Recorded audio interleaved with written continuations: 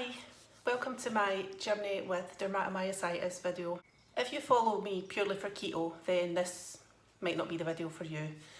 But I would still kind of appreciate it if you hung around, even just for a little bit, because I'm trying to raise awareness of this very rare disease. Until I was diagnosed with it in 2019, I had never ever heard of it before.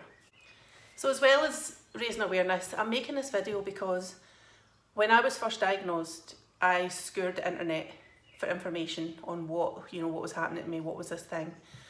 And there's not a lot on it in terms of like medical stuff. So I really had to look at YouTube videos, and there still wasn't a lot, but there was some, and I found these to be really, really helpful. I just find personal stories really more informative, and dermatomyositis affects everyone differently, so it's good to hear different experiences of living with this disease. As well as this, it's just such a good way for me to track what's been going on and track any progress that's been made.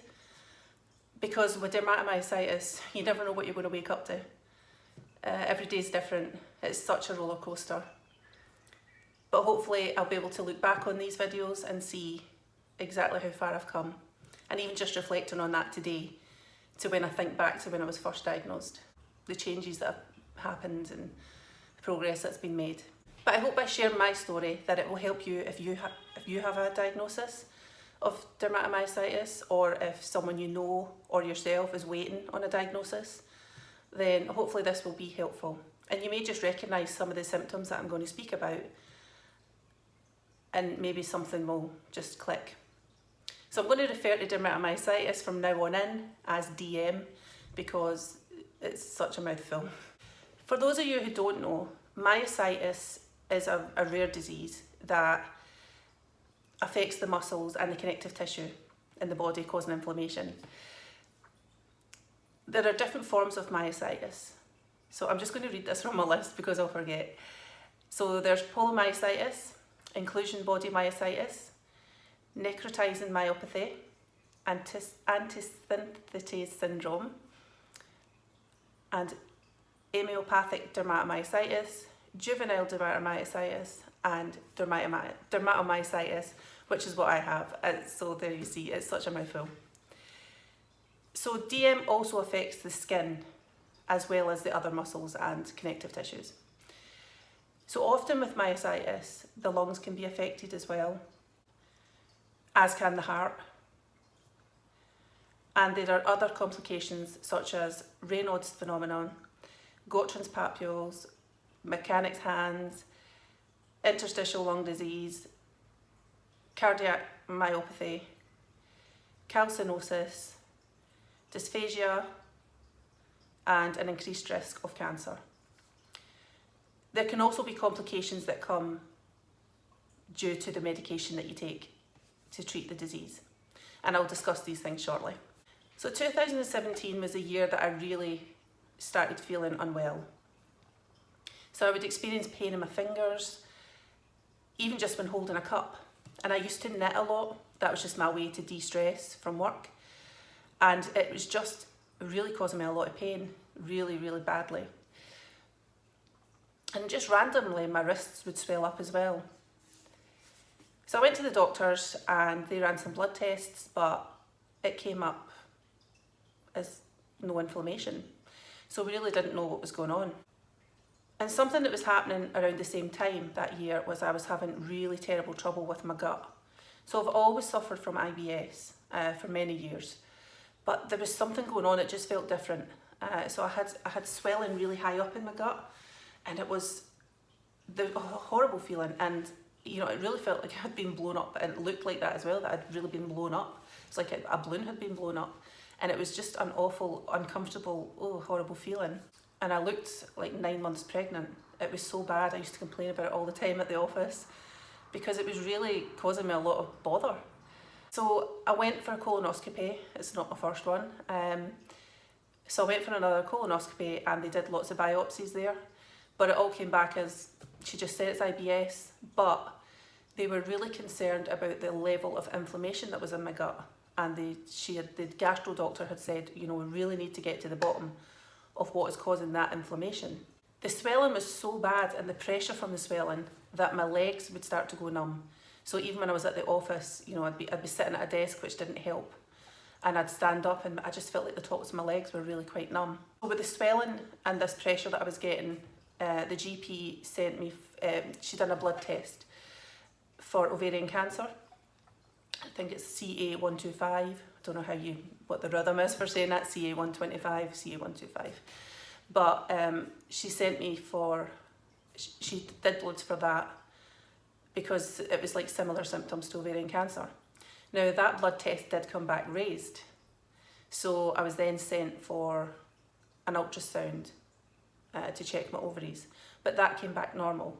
So they did another blood test and actually the level had come back down. So luckily I did not have ovarian cancer, but that was a worrying time. Around the same time I found a lump in my breast. Now this was quite, it was quite a hard lump. Went to the GP, she was concerned enough that she sent me for an urgent referral to the breast clinic. At the breast clinic, the consultant said, yep, you could definitely feel a lump. He sent me straight round for a mammogram. That showed up quite a big lump. So they sent me round for an ultrasound. And the woman who did that had said she was really quite concerned because it was a solid lump. So they did biopsies there and then. So I had to wait a couple of weeks for the results of that. But luckily, it turned out to be fine. So, but I was convinced how concerned she was when she was doing the ultrasound scan. I read in her eyes that she believed I had cancer. And I don't know, but it was strange, but I felt like, finally, here's the answers to why I've been feeling just so awful. I've got cancer, that's what it is. Because I certainly felt ill enough. And I've never had cancer, I can only imagine what it feels like. But I felt so ill that I imagined that's what cancer would feel like. But luckily, it wasn't breast cancer either. I actually went on to have another scare on the other breast, which was very similar. But it just turned out to be, I think it's a big long word, I'm not even going to try and say it.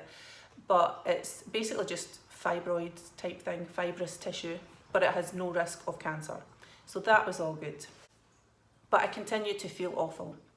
My energy levels were absolutely horrendous. I would cry from the lack of energy.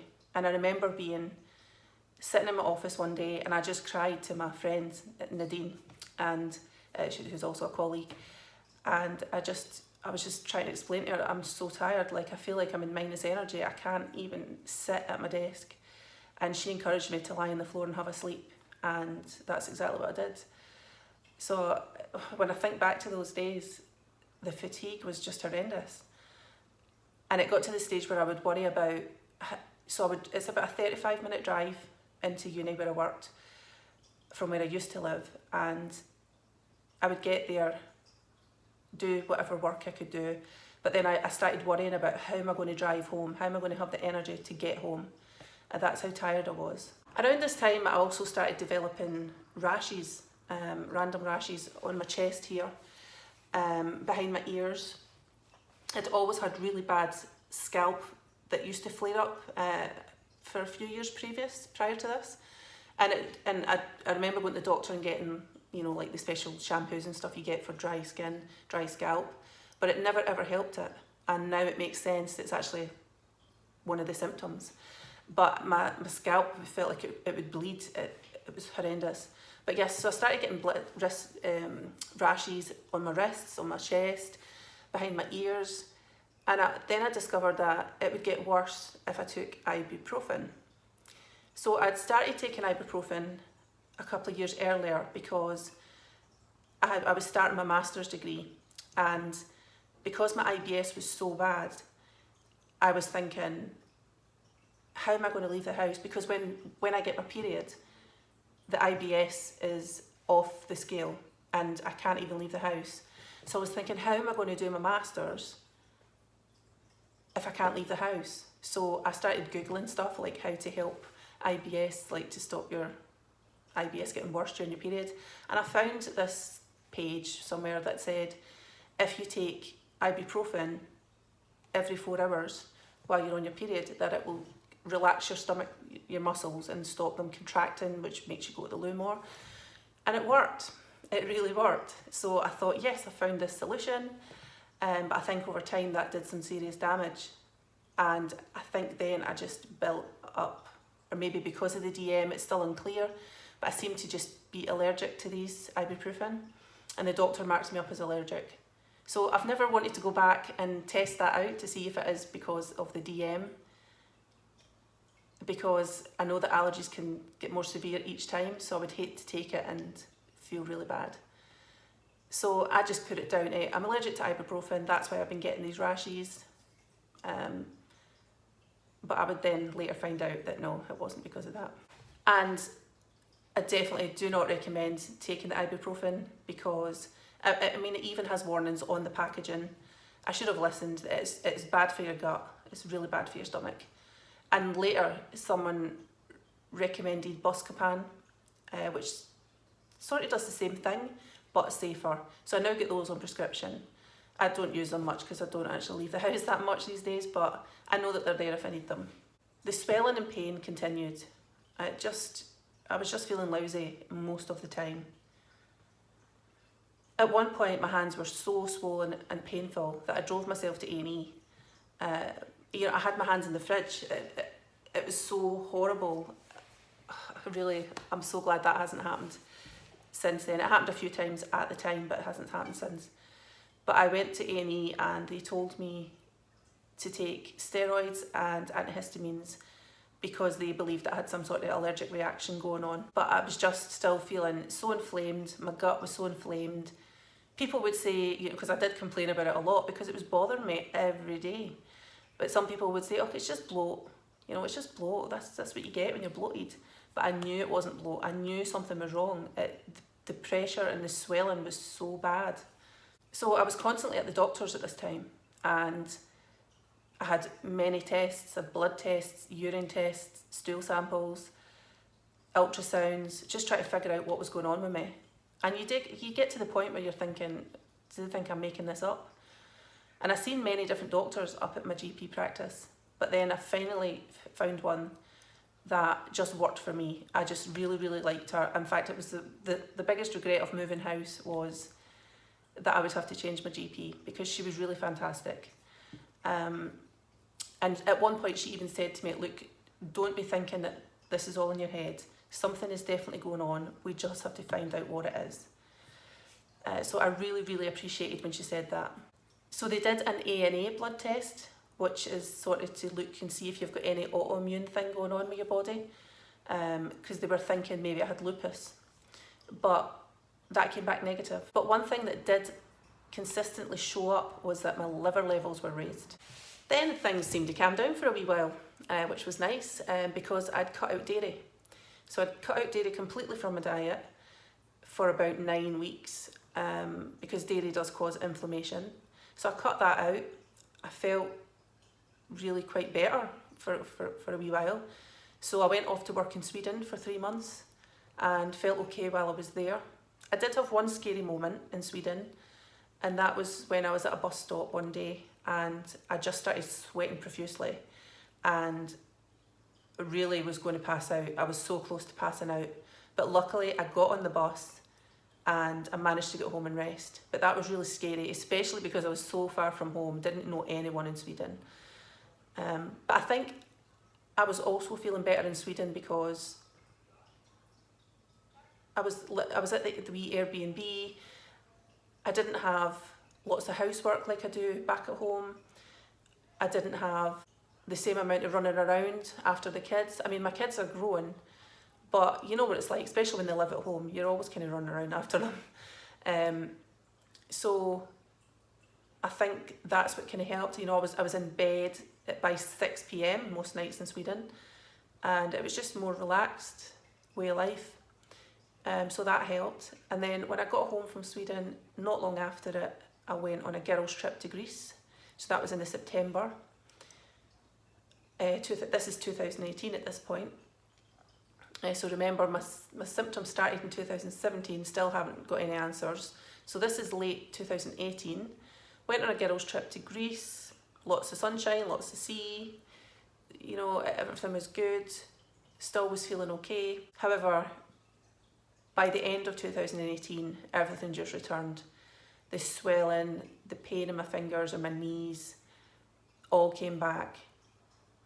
And it came back with a vengeance. So I would be driving home from work, and then when I parked up outside my flat, I had to brace myself just to get out the car.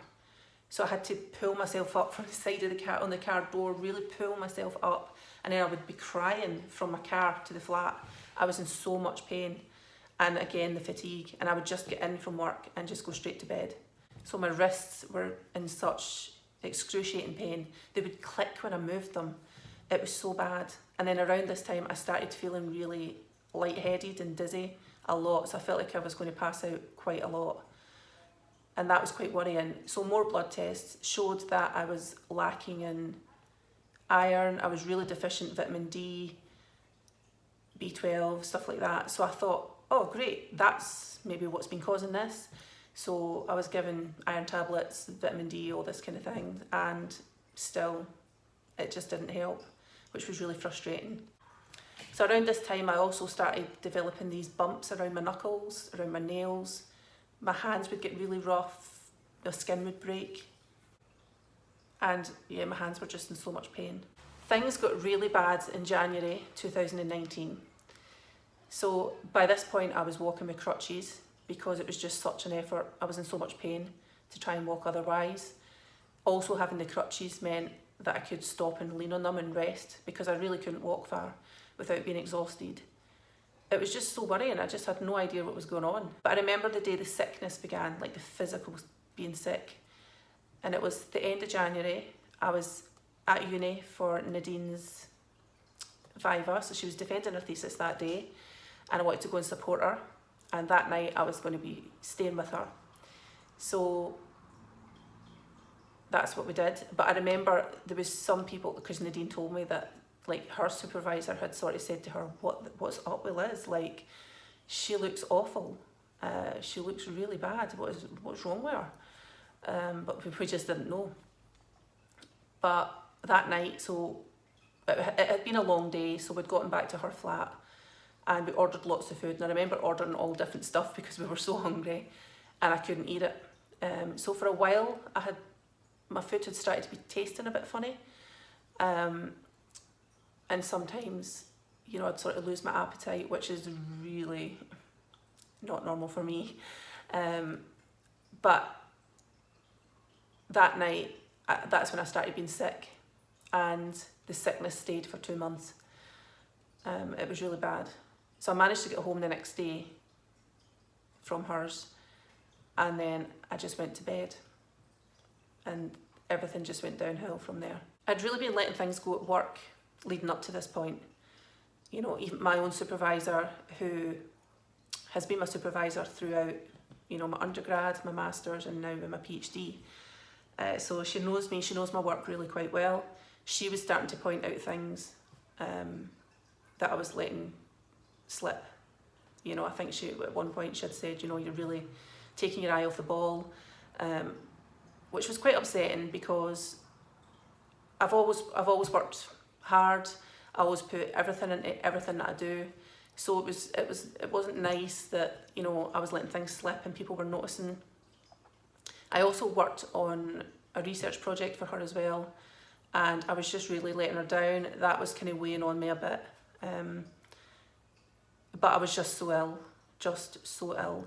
And the brain fog, I've mentioned this before in previous videos, but the brain fog that I was getting was really quite awful. I remember teaching one day actually, and I was trying to make a point. I was just, you know, standing up teaching in front of a whole class of university students, and I was struggling to find the words, which is an uncomfortable position to be in when you've got lots of eyes staring at you. So yeah, that was starting to get a bit of a problem. And then I went for an interview, and I just couldn't find the words. So, you know, something was asked about a stakeholder, and I couldn't think what a stakeholder was. I know what a stakeholder is, but I just couldn't. The connections weren't being made in my brain, and it was really, really frustrating. So until this point, I had been doing a lot of work at uni. So I was at uni doing my PhD, but as well as that, I worked for the Inclusion and Disability Department. So I was a personal study skills tutor for students. I also taught and lectured in a couple of departments, and everything that comes with that. You know, you've got loads of marking. I supervised undergrad students for their dissertations, and I also worked on a few different research projects at the same time, and I was always able to do that. But from the end of January, when things just got so bad, I basically went to bed and didn't get out of it again for 2 months. So I had to make the difficult decision to stop all the jobs, which was a worry because I didn't know how I was going to afford to pay my bills, and my funding had run out for my PhD. So I really didn't know what I was going to do. And then I also had to take a leave of absence from my PhD. But as much as it worried me at the beginning, it got to the stage where I didn't care.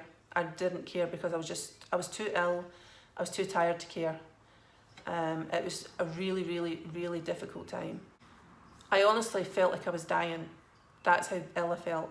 I was just lying in bed feeling like I'm going to die. So I was still just in bed every day, still being sick every single day, couldn't keep any food down. And it wasn't that I'd completely lost my appetite at this point because, you know, I was starving. I was lying in bed starving and miserable. I really wanted to eat. And sometimes I would try different things, but everything just didn't taste how it should. So eventually I would have like a peach.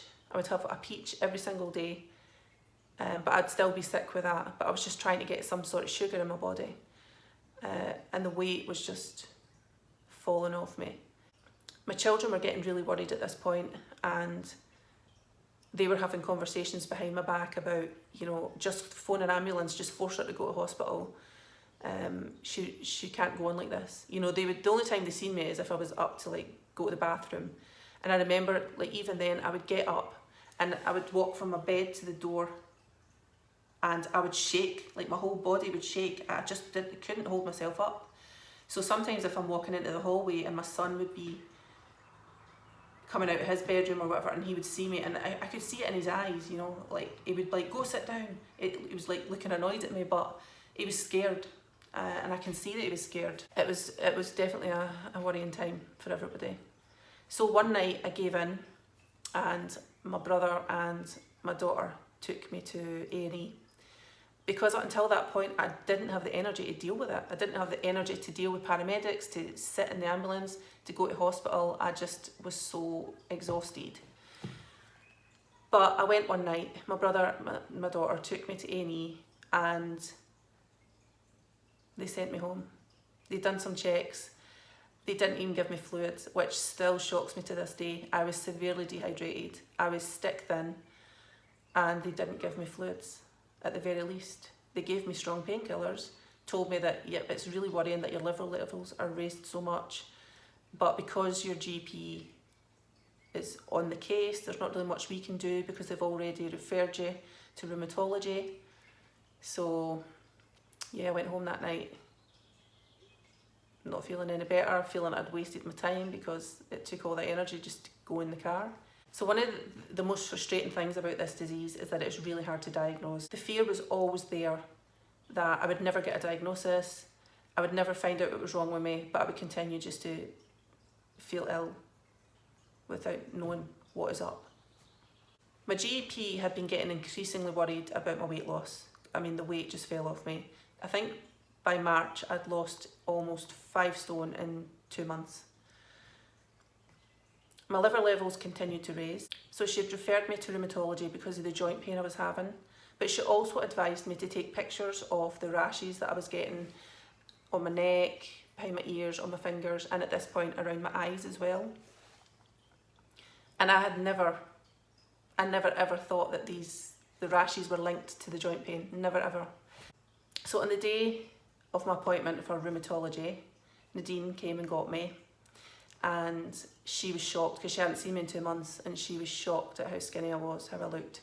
She said I looked like a cancer patient. That trip in the car was really exhausting. It was an effort just to sit up. And when I got to the hospital, I couldn't even walk from the car park to the hospital, so Nadine had to go and get me a wheelchair.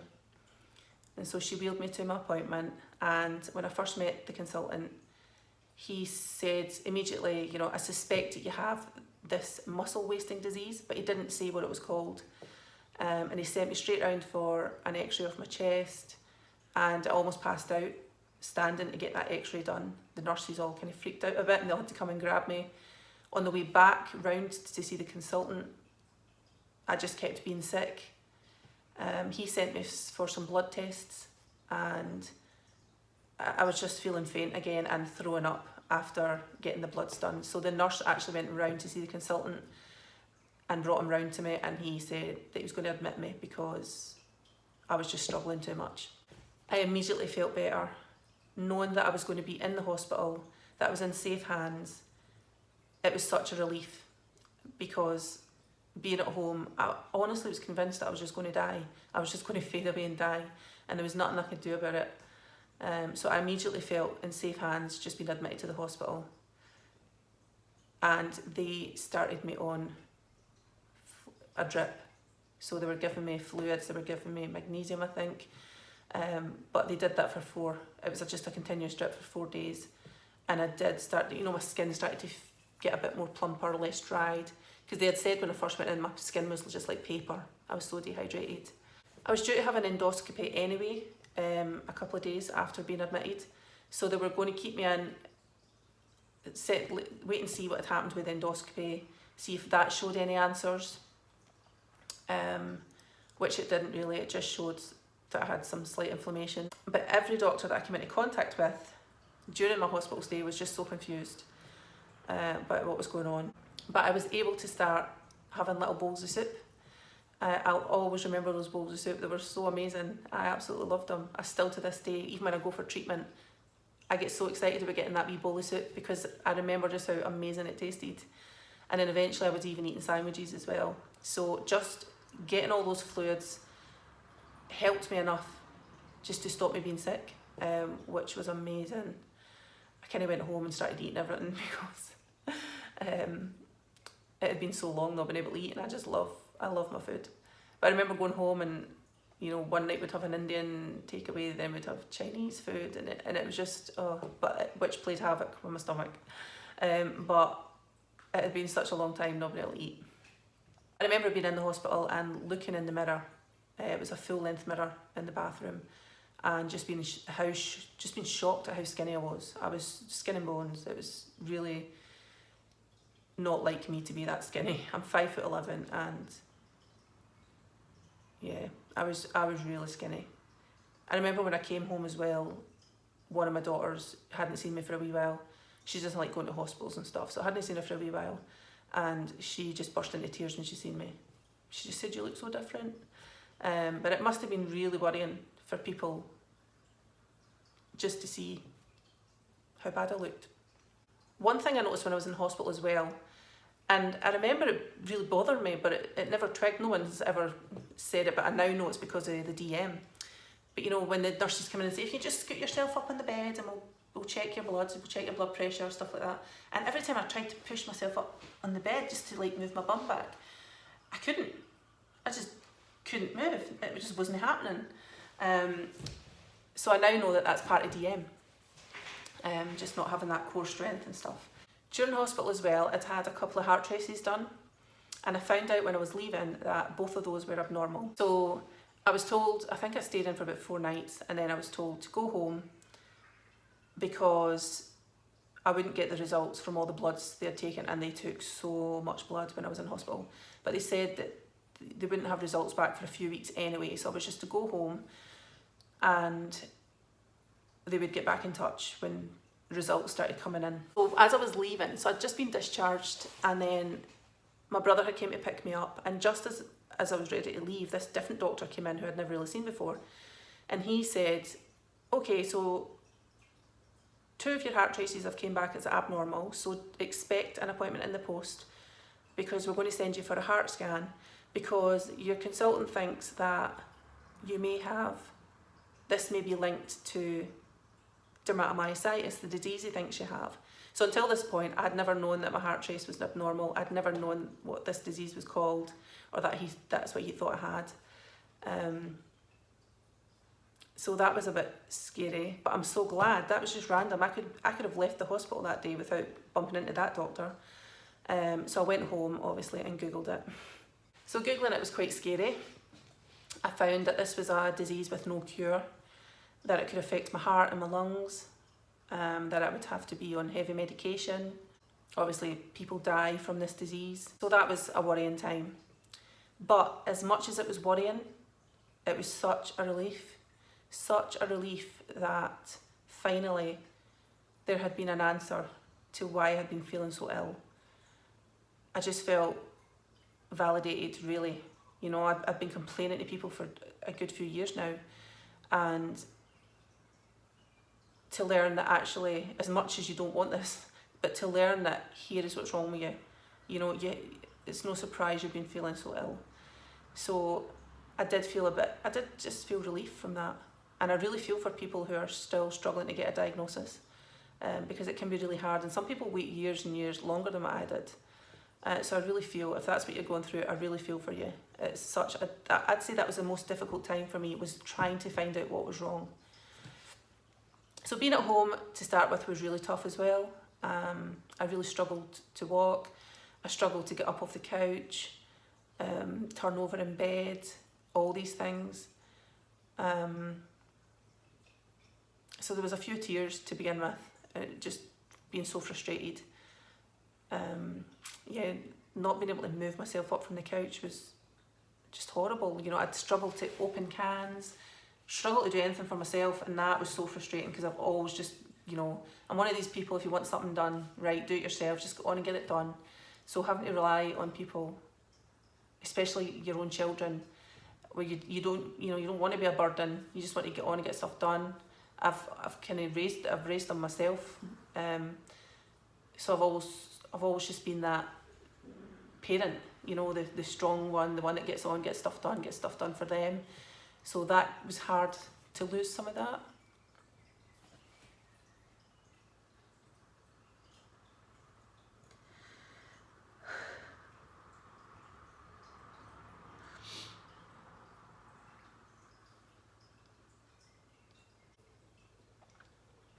A couple of years after that time, my son actually told me one night that he felt that I'd kind of lost my mojo type thing, that I was just sort of like too laid back now, just letting things happen. But I had to explain that, you know, it wasn't that, it was more that I had to adjust. I had to adjust how I did things, because if I tried to go at the pace that I used to go at, it would frustrate me even more. So I had to make more of an effort to be okay with how my life was changing, just to protect my mental health. So not long after I got back home, my hair started falling out. Now, I'd always had really long hair, like I'm talking really long. It was a way past my bum. I always had long hair most of my life, really. But it had started falling out. It actually started falling out about a year before, and it was getting annoying. You know, I was going in the bath and I was just getting covered in hair. So I'd actually cut it to about here anyway. But then when I got home from hospital, it was just falling out in clumps. And it just got too distressing, to the point that I just couldn't handle it anymore. So I went to the hairdressers and got a buzz cut. Now, as much as I'd always had long hair, I was actually quite excited about getting a buzz cut. I thought it would be, you know, something new. It gave me that reason. I'd always kind of wanted to try it, and it gave me that reason to do it. And it looked really strange to start. I was a bit worried in case I had like a lumpy head or something, but I was a bit worried to start with, but it turned out fine. And eventually I felt like I kind of rocked the look, because I was still really skinny. Like I wouldn't want one now. But because I was skinny, I kind of was digging it, you know. I felt kind of cool. So I quite enjoyed having the buzz cut. And I think I had it like that for a good few months, and then I think the last time I shaved my head was late 2019. So yeah, it's now 2021, and you know, you can see it's growing. It's grew quite a bit, so it feels good to have some hair again. It's a lot thinner than what it was when I used to have hair, but when I used to have my long hair, it was a lot thicker, but it's fine. As long as I've got some hair, I can still shove it up in a wee bun, so I'm happy. So there's quite a lot of appointments. At this point, I still didn't have the official diagnosis because they've got to confirm it through different tests. So I had an MRI which showed widespread myositis in my muscles. I was also sent for a muscle biopsy, and I was terrified about that because it's basically an operation but you're awake. So they take a bit of muscle out your leg, or they take a bit of muscle out whatever muscle's shown up on the MRI as it being inflamed. So they took a bit off my thigh. I was really nervous. My mum and Frank took me to that appointment and waited. I didn't have beta blockers anymore because I'd been told at the hospital, under no circumstances can you continue to take these, they could really be fatal for you. I think because of my blood pressure or something was going on at the time. So I'd been taking beta blockers for nearly 10 years because of anxiety. So I no longer had these to help me, so I was really feeling the anxiety going in for this operation and this procedure. But I told them I was anxious. I always say that when I tell people about how to deal with your anxiety. I always say, own it. You know, tell people how bad you're feeling, allow them to help you. And I'm glad I did, because they were all really, really good in that, when I was getting that done. But that came back and showed, it couldn't confirm myositis, but it showed that something was going on with my muscle. So they couldn't really use that as a diagnostic thing. But the bloods that they'd taken in hospital finally came back. So these are specialist bloods that they'd sent off to somewhere in England, and these came back, and one of the myositis antibodies showed up. It was the MI2B. So this showed up as positive, which you can only have that if you have myositis. So that gave me the diagnosis officially. So then I was started on medication. So straight away they put me on 40 milligrams of steroids, prednisolone, every day. Straight away I felt better. I definitely felt, my muscles felt stronger, the pain went away. I definitely felt, well, it eased anyway, and I definitely felt better than I had in a long time.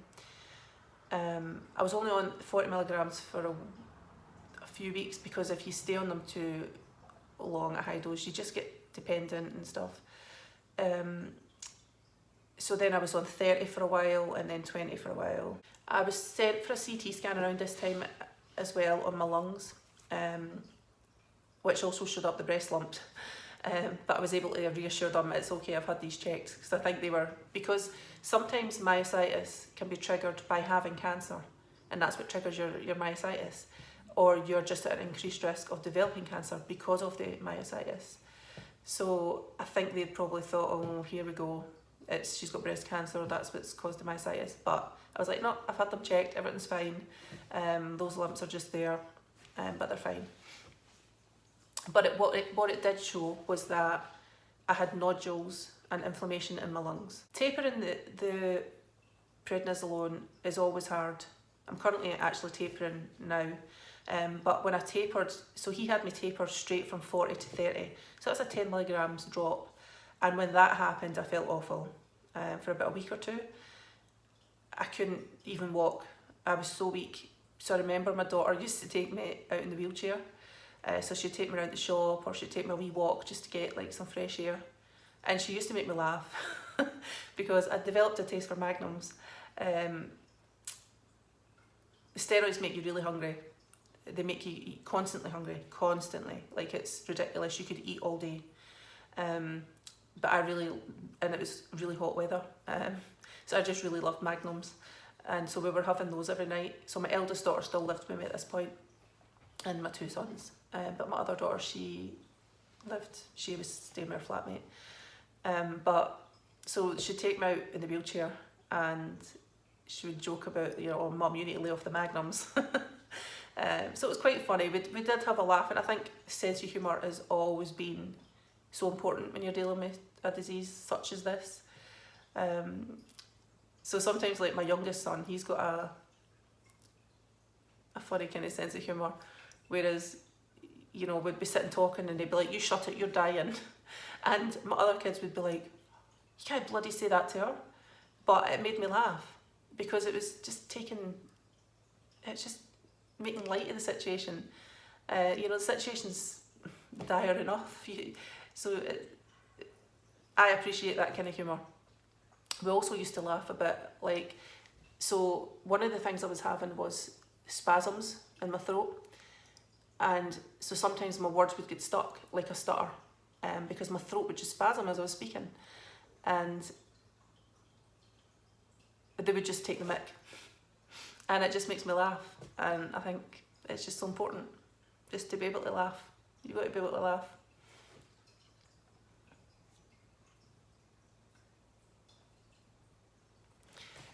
So when the steroids were starting to be reduced, I was to start taking mycophenolate, or it's also known as Celcept. So this is another immunosuppressant. So again, the idea is to dampen down your immune system to stop your body sort of attacking itself. But I was really quite scared about taking these because they're quite heavy medications. So I was to take these on top of the steroids. But you know, you read the side effects and you start worrying. I was really starting to get horrendous headaches for the past year or so. I still get them to this day. They last about 3 days and now they make me sick every single time. But I was worried because one of the side effects was headaches, and I was worried that it was just going to make my headaches worse. And when you take these kind of meds, you have to go and get your bloods tested every 2 weeks. So that was happening. So I just felt like I was always in the doctors, always at the hospital, you know, always having tests here and there. Which is good though, because, you know, it's good that they're on top of it. Anything that would arise, they would pick up on really quickly. So I'd started gaining a wee bit of weight. I was looking much healthier than what I had been previously. So because I was starting to see and feel some improvement with the mycophenolate, I decided one day I just felt really good, and so I walked back from my doctor's appointment and I thought, oh, that was amazing. I was out walking, getting fresh air. That used to be my favourite thing to do. I used to love walking. I'd walk in the rain. I especially loved walking in the rain. There's fewer people around. But that was how I used to keep my mental health in check. You know, after the pressures of work and stuff, I just love to go for a walk.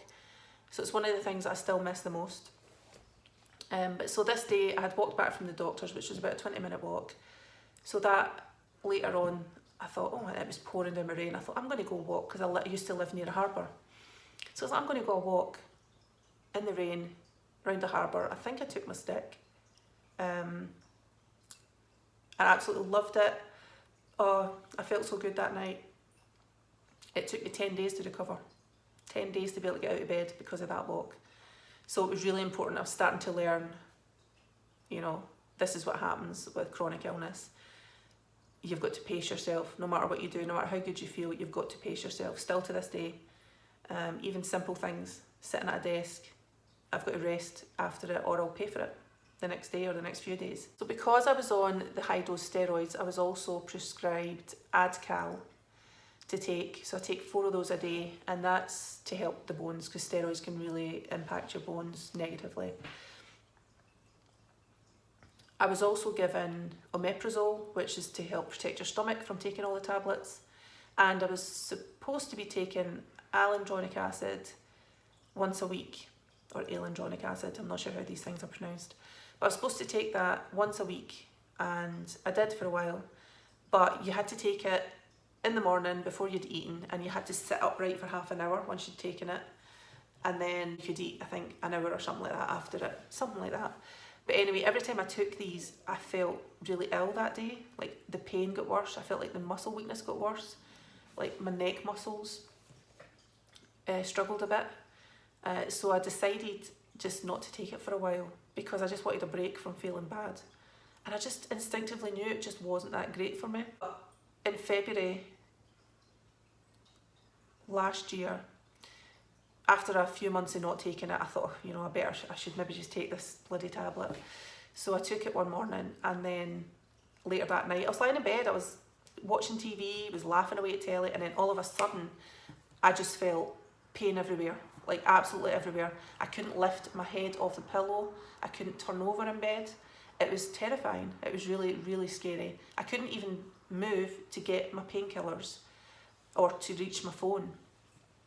So it was a few hours later where I managed to get my painkillers, and I took those because I was shivering. I felt freezing, but I knew instinctively that I had a fever.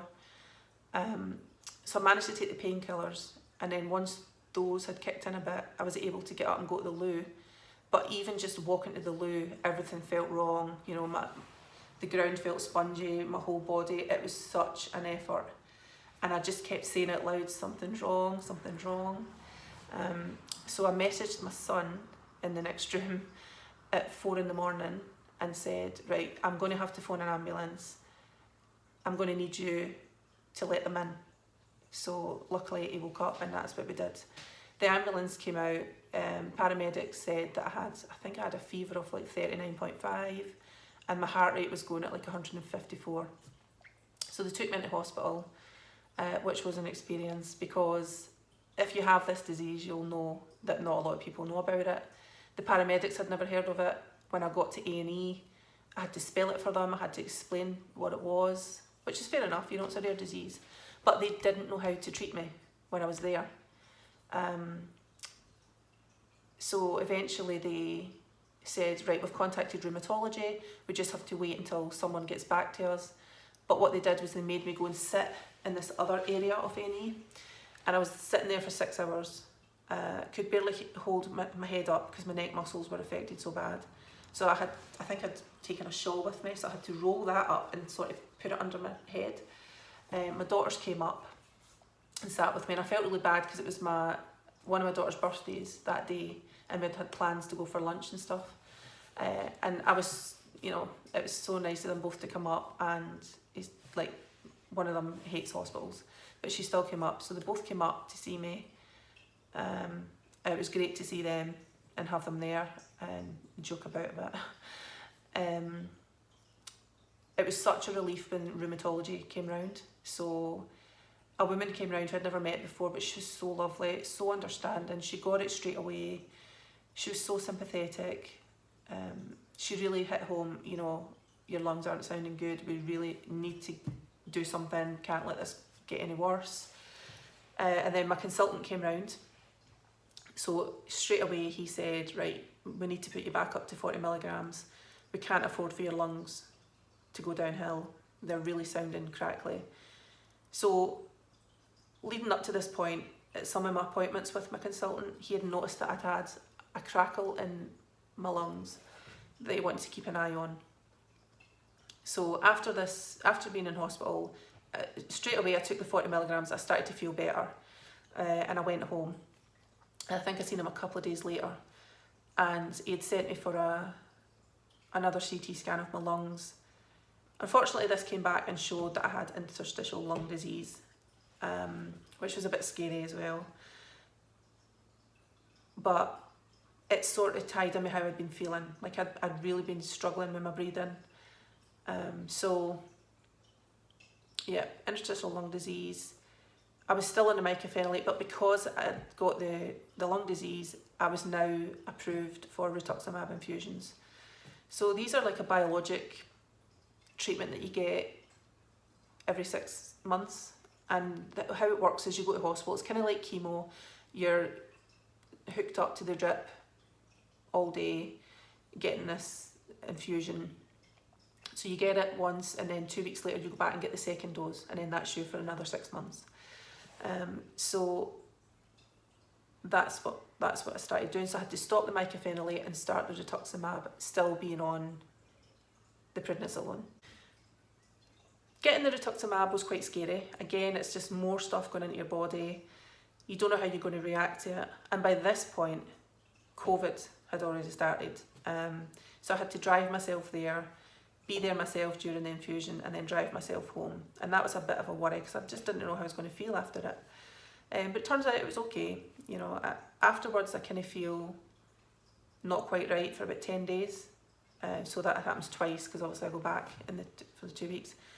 But I did start to feel, not immediately, I didn't feel any difference, but it can take 12 weeks. but I did start to eventually feel a bit better, and I noticed that more because when it's due to run out, everything comes back with a vengeance. So what I found last time as well, and again now I'm due another one, I'm dragging my leg a lot, I'm tripping over rugs, you know, some of the pain's coming back again, trying to get on and off the toilet, the rash can flare up again. So that's when I know actually just how much help it does do, because when it's running out I really feel it. So I think at this point I was down to 15 milligrams, so this is fast forward a few months, a couple of months later. I seen a different consultant, I don't know why, but he is fantastic, and I'd recently had another CT scan of my lungs, so this is August. The first one, the one I'd had previous was in February, so I had another one in August, and unfortunately this showed that the disease was just progressing really, really quickly. So he had said, you know, we need to put you on other medication on top of the prednisolone, on top of the rituximab, because we can't have your lungs getting any worse. So he decided to put me on tacrolimus. Again, it's another immunosuppressant. Again, it's used for like transplant patients and stuff, so that they don't reject organs. So I was to start on that, but I was really quite scared because with this one there is some sort of like side effect you can have that it can affect your heart. So I was a bit worried about that because of the heart issues showing up, and just because I've always kind of had a fear of something happening with my heart. Like my biological father, he's had like many heart attacks in his 40s. So that's always kind of been a fear of mine. But this consultant was amazing. He got in touch with cardiology, asked for her to call me, explain things to me. He ran loads of tests to make sure before he even started me on this medication. Really, really thorough, fantastic consultant. Don't get me wrong, the first consultant is also really good, but they're just very different. So the first one, I think, is more old school, but he's very much in his own head. So he'll say things like, and I'm like, what does that mean? Like, tell me what's happening. And sometimes things will show up in letters that you're like, I never knew this. Whereas this consultant explains everything thoroughly, keeps you up to date, phones me a lot to keep me up to date with stuff. He's really, really great. So I feel like it's good, because I still see the other one as well, it's good having input from both of them. But I feel very, very lucky because I know a lot of people are not so lucky with their consultants and who's dealing with them with their DM. My new consultant also, I told him, so I had a lump in my hip, and he sort of done a wee scan on it there and then, but he sent me around for an x-ray, and it turned out to be calcinosis. So it was the calcium deposits, which for some reason people with DM myositis get this. So I've also got one on my other hip now, one above, one on my elbow, and I've got along my jawline, I have hard lumps, and he had those x-rayed and those showed again. It was the calcium deposits, which is just strange, but I hope these don't get any bigger because he had said, you know, we'd have no real reason to take these out unless you had a very real reason, because you don't want to mess around with that. Sometimes they just come back. So hopefully those don't get any bigger, and they're not causing me any pain. This one on my elbow, I had to go out of hours doctors one night because I was getting a bit of a fever with it, and my elbow was like bright red. But when I'd gone to see the doctor there, they had said, oh, it looks like part of your DM, because I was worried it was like a skin infection. Because when you take all these immunosuppressants, you're at higher risk of infection. But luckily, so far, I've been quite lucky. I haven't had that. My heart traces continue to be abnormal. So that was something that he really had to think about before starting me on the tacrolimus. But when he spoke to cardiology, she had said, look, we don't want to delay our treatment. There's nothing worrying that would worry them too much about me starting on the treatment. So that was good to hear. And she did call me, and she was really thorough, and she explained lots of things about my heart, which did make me feel better. Some of it was a bit scary, but it did make me feel better, and I really appreciated the time from the consultant to ask her to call me and for her to call me. So she also referred me to a dietitian because she was very sympathetic about the weight gain with steroids and stuff and how hard it is to lose the weight with steroids. So she was really sympathetic with that, which I appreciated. But she was really happy to refer me to a dietitian because she said the best thing that I could probably do for my disease and everything that's going on with me is to lose weight. So that's why I started my keto channel, because that's what I've been doing to help myself there. So unfortunately, due to the steroids, I have developed type 2 diabetes. So this can be one of the complications. So I think the end of last year, my bloods were up at 62. So I'm now waiting, actually I need to make that call to arrange to have my diabetes bloods done again, because I think by doing keto and taking some diabetes meds like the metformin, I think I've definitely brought my bloods right back down again. So I'm hoping that I don't have to take medication for that, because I take so much medication with DM that it'd be nice to not have to take some. Other complications I've had is, I think what some people don't realise is when you have like a muscle wasting disease, it affects all muscles. So when I eat certain foods, my jaw hurts so bad. My muscles here hurt really bad. So even like eating chicken, the chewing is just, oh, it tires you out and it hurts. So I tend to eat softer foods now. I have had issue with swallowing, so I've had the dysphagia. I've pretty much got all the complications that can come with having DM apart from cancer. So fingers crossed it stays that way. But yeah, the dysphagia, so I had a video fluoroscopy, I think it's called, where they x-ray you, but it's like a video. It's quite cool, I got to see it. They have you swallow like first liquids and then foods. And it did show that I had like a delayed response and stuff. But I have noticed that, so now when I'm drinking, so I couldn't drink from a bottle and tip my head back or I'll choke. Sometimes I've got to be really careful when I am drinking that I don't move my head because I can choke really quite a bit. So I've just got to be careful with stuff like that. I also do get mechanic's hands, and that's where all the skin around your fingers crack and split. And it's so painful. It looks like such a little thing, but it's so painful. It stings. And then even just having your hands in water, like you just constantly dry, cracked hands. So I try and use one of those long handled dish sponge things and try not to put my hands in water as much as possible. Even just going for a shower, I come out the shower and my hands are so dry and ugh, it's horrible. Really, and I really don't like wearing cream, which isn't great because with DM, because you're at increased risk of cancer, like even in the winter where I'm supposed to have sun cream on, but I hate the feeling of cream. But I'm going to have to just suck it up because I don't want to add cancer to the list, you know, if I can possibly avoid it. So far I've noticed that I'm currently down to 10 milligrams of steroids. So I'm about day 9, day 10 into the taper, and I'm feeling it. I'm feeling really tired. It's a struggle to get up in the morning. My mood can drop a wee bit, which happens with a taper. Some pain back in my finger, like more pain in my hands. But I'm hoping that, you know, this will pass and I'll be able to stay at the 10 for now. Because the fear is you taper, you can flare up and then you have to go back up to 40, which is just really frustrating. But so far, hopefully that's going to be okay. I'm due my rituximab next month, and I'm currently, my tacrolimus has been increased. But I did have some lung function tests just a few weeks ago, and at the end of that, the guy who did the test said to me, oh, there's been an improvement since last time. So I'm hopeful that means that there's some sort of improvement in my lungs and it's not just because I've lost weight. But I had a CT scan of my lungs again a couple of days after that. I'm still waiting on the results, but there's definitely been an improvement. I'm still feeling the breathlessness, like even if I even lift the lightest thing, add any kind of weight on, I feel it, but I'm not feeling it as bad as what I was feeling it before.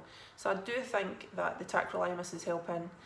And when I spoke to the consultant last time, he agreed. He was like, even your bloods are looking the best I've ever looked since you first were diagnosed. I think some of that is due to keto. Obviously, I'm not going to take away from the fact that all these meds might all be working better now, but I think doing keto has really, really helped. And actually, I was speaking to a physio on a video link yesterday, because she's going to start helping me build my strength up and my stamina. But she was saying that doing keto has probably done so much wonders for my muscles and stuff, because all the sugar causes so much inflammation, and having high blood sugars really causes problems. So I'm really chuffed that, you know, I'm doing something to help myself in some way. So I'm going to continue with that.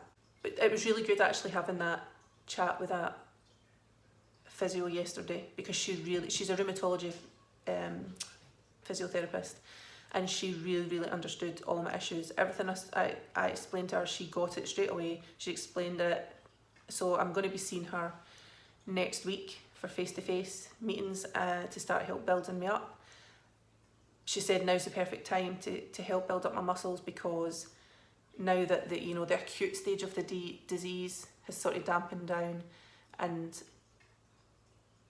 the steroids are being tapered, she's very aware of how careful we have to be, how slowly we have to take it. But it's good to know that I can at least start trying to build muscle up before, because I could have a flare up at any time, which could set me right back. But I'm also going to be a granny, and I want to, so the tops of my arms is where I really get muscle weakness at the minute as well.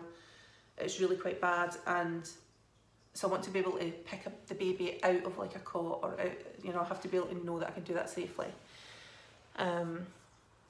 So I can visibly see where my muscles are weakened at the tops of my arms. It's very visible on my left leg, right above my knee, and on both legs, right at the top of my thighs. So these have really narrowed, and they're quite bony because I've lost a lot of the muscle there. So hopefully I'll be able to build these up a wee bit. So I'm looking forward to that.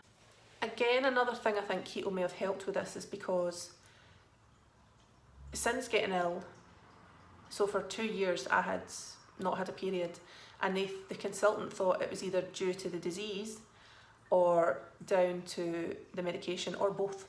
So I hadn't had a period, and obviously that puts you at more risk, because when you're on steroids it affects your bones, and if you're also in early menopause then it can also affect your bones. So the consultant pretty much told me, because of the steroids and the menopause, you're guaranteed to have, is it osteoporosis? I'll never say that right. I think I said it right. But you're guaranteed to have that within about 7 years, guaranteed. So that was scary. I thought, great. But I've actually had 2 periods now, and that's been since doing keto. So I think keto has really helped with a lot of things. But I'm happy that that's something else that seems to have gotten a bit better. Makes me feel a bit more normal, a bit more like my old self. I'm a crabbit bitch again when it's that time of the month. When the period arrives, I am irritable like I used to be. So maybe I've got a bit of my mojo back. So having DM is just a roller coaster. You just never know what you're going to wake up to every day. Some days you can wake up and you think, oh, I'm feeling really good today, you can get stuff done. But I have definitely learned to not overdo it on those days, because you just suffer for it for days after. It's just such a strange thing. But I've tried to get used to my new normal, which is hard because my new normal is always changing. I just never know where I'm at. But I'm positive about the progress so far. Things are starting to happen, my hair's growing, I've got my periods back, my bloods are looking better. I definitely feel like there's improvement in my lungs. The consultant did say with the lungs that some of the damage that's been done to my lungs can't be reversed. So he's hoping that this recent CT scan shows slight improvement, or at the very least no change. And I think that is the goal, is to stop it progressing. But I don't know, I'm a bit hopeful that there's going to be some improvement there. So we just need to wait and see what the next results show. So having DM can be scary and frustrating at times. There's just no doubt about it. But I've also taken it as an opportunity for personal growth. You know, I've learned to slow things down a lot. I've learned to appreciate little things in life. You know, even just sitting out the back, having a wee cup of tea in the fresh air. And in fact, because of DM, I had to move house because where I was at, it had stairs and stuff. So I've moved to an adapted property. I love it here. You know, I've got the wet room so that I can just have a shower, whereas in my previous flat, it was a bath and I just couldn't get in and out of the bath. I don't have stairs. I can park my car right at my front door. So things have got a lot easier. I've got the garden, so for fresh air, you know, I don't have to, if I can't go anywhere far, I know I've got my garden to sit in and get that fresh air. So there's lots of nice positive things. You know, I love my new house. Yeah, and you just appreciate people as well. And I mean, don't get me wrong, you can see, like, you know who your friends are. A lot of people just dropped off the face of the earth, to be honest. But some people are just constants. Like, I appreciate little things. So when I meet my mum and Frank on a Saturday, Frank scans my shopping through for me, and that means the world to me. You know, he'll pick me up, he'll drop me back off. He just doesn't let me lift a finger. So that makes me feel like, you know, looked after. Nadine has just been absolutely amazing. Every single appointment, if it's further afield, she will come and get me, take me to my appointments. You know, she took me to that first hospital appointment, and that day she also went and picked my daughter up, brought her to the hospital. She was the first person when COVID happened and lockdown happened to offer to go and get to go and get shopping or anything I needed for me and drop it at the door. Like, she's really been amazing. She checks in on me all the time. So I really value that. I really value her and appreciate her. She's been amazing. Yeah. So all these things are important. People are important. And I've learned that, you know, I used to kill myself at work. I used to work on so many different things at once. Don't get me wrong, I enjoyed it as well. But you're so replaceable. When it comes to work, you're so replaceable. And I've learned that. And that's fair enough, you know, there's a job that needs to be done. But now it's made me realise that I need to focus my energy on the people that matter, the things that matter in life, the things that really matter in life. So, yep, it's been an opportunity for personal growth for sure. So that's my journey with DM so far. I mean, I'm sure it will change as time goes on. Hopefully for the better, but I don't doubt I'm going to have good and bad days and good and bad periods of time with this. So I hoped it helped even just a little bit, or hoped it helped raise awareness. Any questions, comment below. I will be happy to answer them if I possibly can. But thanks for watching.